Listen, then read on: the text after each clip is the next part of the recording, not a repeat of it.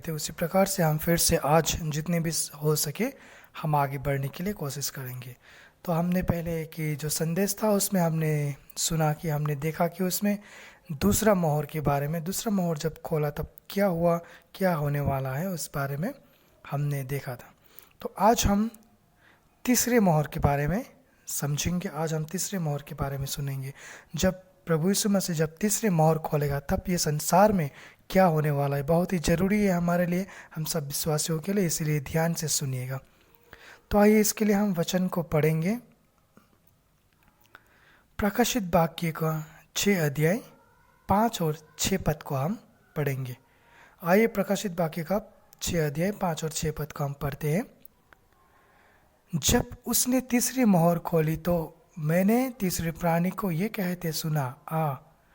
मैंने दृष्टि की और देखो एक काला घोड़ा है और उसके सवार के हाथ में एक तराजू है। और मैंने उस चारों प्राणियों के बीच में से एक शब्द ये कहते सुना, दिनार का सेर भर गेहूं और दिनार का 3 सेर जौ पर तेल और दाखरस की हानि ना करना। वचन में हम पाते हैं तीसरे मोहर जब प्रभु यीशु मसीह ने खोला तब यूहन्ना ने क्या देखा। जब खोलेगा तो यूहन्ना ने क्या देखा, बाइबल के अनुसार एक काला घोड़ा को। जब पहले मैंने कहा था आपको सफ़ेद घोड़ा पहले निकला था, सफ़ेद का मतलब जो है वो शांति है। अब जो नेक्स्ट में जो दूसरा मोहर जब खोला था उसमें से लाल घोड़ा निकला था। लाल का मतलब लहू को दर्शाता है। अब जो है तीसरे मोहर पे जो है काला घोड़ा निकल रहा है। तो इस काला घोड़ा का मतलब क्या दर्शाए इसमें बोले तो दुख। हम जानते हैं जो कहीं पे अगर हॉस्पिटल में भी हो कुछ दुख के बारे में या कोई देहांत हो जाए तो काले रंग का इस्तेमाल करते हैं। जैसे कि एम्बुलेंस में भी अगर किसी मरे हुए व्यक्ति को किसी गाड़ी पे लेके जाए तो काला झंडा लगा देते हैं। किसी के परिवार में दुखी हो तो उसमें कोई किसी के परिवार में कोई देहांत हो जाए, कोई दूर हो जाए तो उसमें सब काले कपड़े पहनते, काले चीज़ों का इस्तेमाल करते हैं। तो काला रंग जो है वो दुख को दर्शाता है, दुख को दर्शाता है। जहाँ पे भी दुखी परिवार हो, दुखी चीज़ें हो, दुख हो, वहाँ पे हम काले चीज़ को, काले सामान को इस्तेमाल करते हैं या वहाँ पे काले सामान का इस्तेमाल होता है। तो काले जो हम देखते हैं, काला रंग जो है वो दुख को दिखाता है, दुख को दर्शाता है। जब यीशु मसीह तीसरा मोहर खोलेगा तो परमेश्वर के सिंहासन से आवाज़ आया, क्या आवाज़ आया? दिनार का सेर भर गेहूं और दिनार का 3 सेर जौ, तेल और दाखरस का हानि ना करना। अब हम नीचे पाते हैं तेल और दाखरस का हानि ना करना। दिनार मतलब क्या है? अब हम जाएंगे कि दिनार की मतलब क्या है। काले रंग का मतलब आप समझ चुके हैं कि काला रंग जो है वो दुख को दर्शाते हैं। अब नीचे हम देखते हैं कि दिनार का सेर भर गेहूं और दिनार का 3 सेर जौ, तेल और दाखरस का हानि ना करना। दिनार का मतलब क्या है हम देखेंगे अभी। एक दिनार बराबर एक दिन का मजदूरी है। एक दिनार बराबर एक दिन का मजदूरी है। हम जानते हैं दिनार, बाइबल में भी हम पाते हैं एक दिनार एक दिन का मजदूरी होती है। एक दिन का मजदूरी किए सेर भर गेहूं मिलेगा। और सेर मतलब एक सेर मतलब 1.25 किलो, 1 से 1.25 किलो, अंदाज में पकड़ लो कि 1 किलो मिलेगा। तो अब देखिए हम जानते हैं कि इस प्रकाशित वाक्य में क्या कहते हैं हम जानेंगे इसे स्पष्ट रूप से कि एक दिनार, जब आप दिन भर काम करेंगे तो आपको एक दिनार क्या मिलेगा? गेहूं मिलेगा। दिनार का सेर भर गेहूं मिलेगा और दिनार का 3 सेर जौ मिलेगा आपको।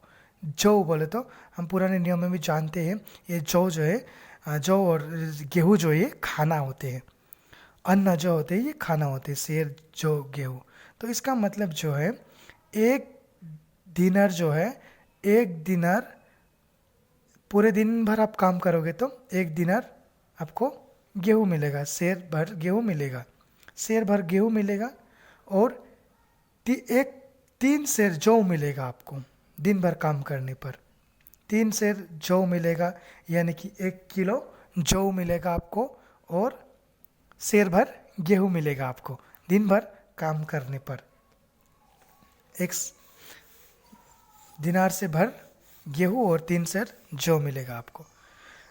तीसरे मोहर के बाद दुनिया के लोग, आपसे बता रहा हूं कि आप सुनिए ध्यान से, कि तीसरे मोहर के बाद जो है दुनिया के हर एक लोग काम करेंगे।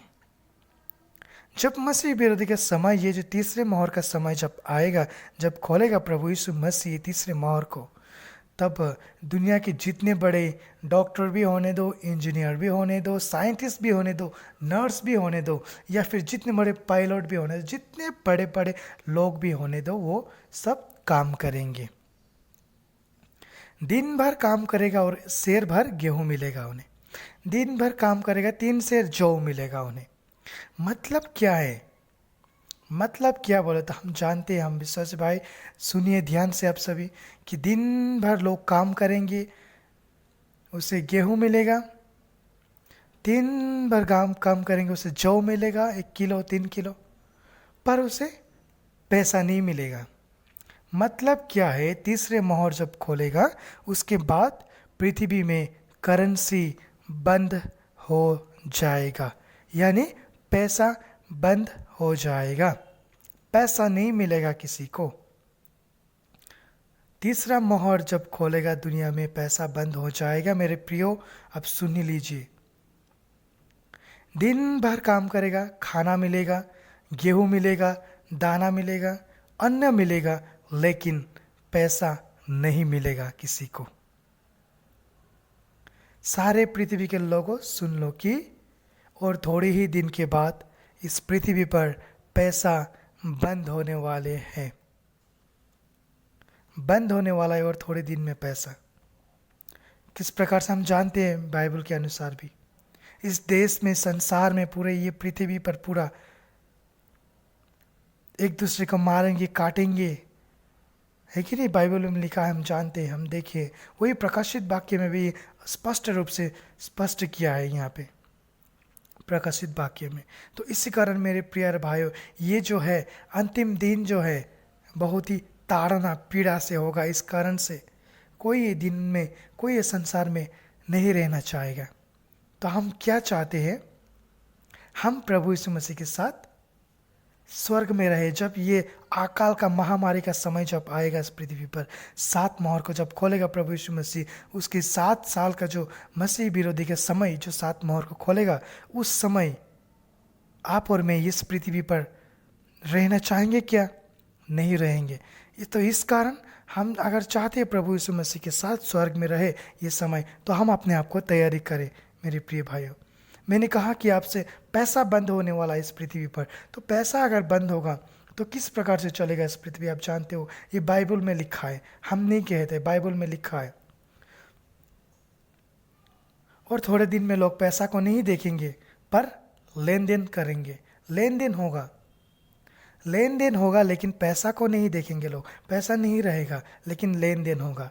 आगे जाते जाते हम देखेंगे किस प्रकार से लेन देन करेंगे लोग, किस प्रकार से लेन देन करेंगे, आगे जाते जाते हम देखेंगे। तो इसी प्रकार मेरे प्रियो, मेरे सारे भाई बहनों मसीहियों, आप सब तैयार हो जाए। ये जो महामारी के समय में ये जो एक दूसरे को मारेंगे, काटेंगे, खून बहाएंगे, लहू बहाएंगे, दुखी का समय आने से पहले, हम इससे पहले प्रभु के साथ हम स्वर्ग में रहेंगे, वो हम सब चाहते हैं।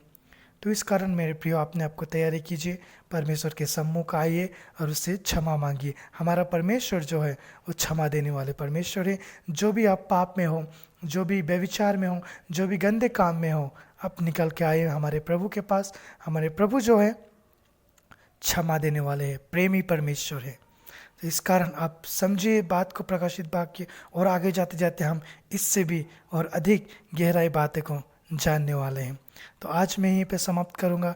परमेश्वर के वचन आप सबको आशीष करे। आमीन।